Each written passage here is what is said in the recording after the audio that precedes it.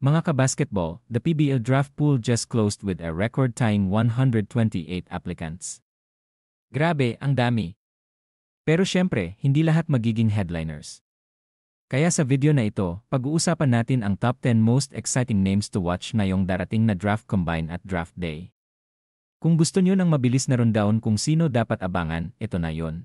Unahin natin si Gio Chiu, the tallest applicant sa batch na ito at 6'8". Malaking katawan, solid presence sa paint. Gio already with a few blocks. Not recover. Wayward shot right there from Davidson. Good pass. At kung ma-develop pa yung footwork at shooting niya, pwedeng maging valuable big sa liga. Next is Will Gozum, former NIEA VP, kilala sa inside scoring at hustle.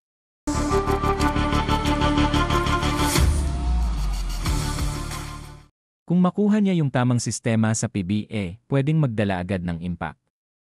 LJ Gonzalez is a speedy guard na kilala sa kanyang quickness at playmaking. Perfect fit para sa teams na naghahanap ng reliable floor general. Jack Cruz Dumont is a foreign wing with length and versatility. Pwedeng 3-and type player na laging mahalaga sa modern basketball. Lee Austria is an athletic guard, energetic, and high motor. Tipo ng player na kahit hindi star, magdadala ng hustle points at depensa. Cassius Small Martin is 6'1" Filipino-Canadian guard, bagong pangalan pero interesting dahil galing sa Brock University program.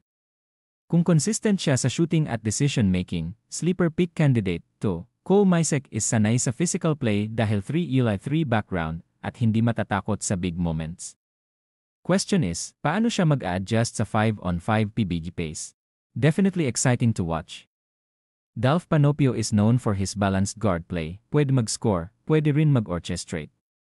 Maraming GMs ang nagbabantay sa kanya as a possible top pick.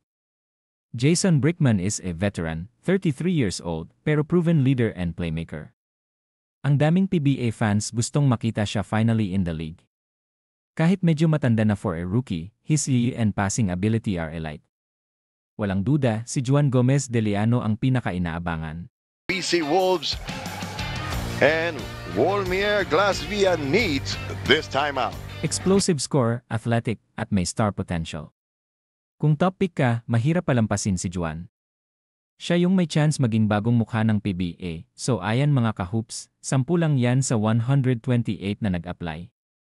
At isipin nyo, may mga sleepers pa na pwedeng sumabog sa draft combine.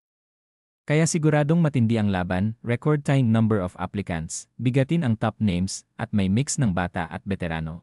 Ngayon, tanong ko sa inyo, kung ikaw ang GM, sino ang kukunin mong number 1 pick? Si Juan DL ba, o may dark horse kang nakikita? Comment your top 3 picks below, at huwag kalimutang mag-like at subscribe para updated sa lahat ng basketball kwento. September 7, MOA Music Hall, abangan natin ang bagong batch ng PBA Stars.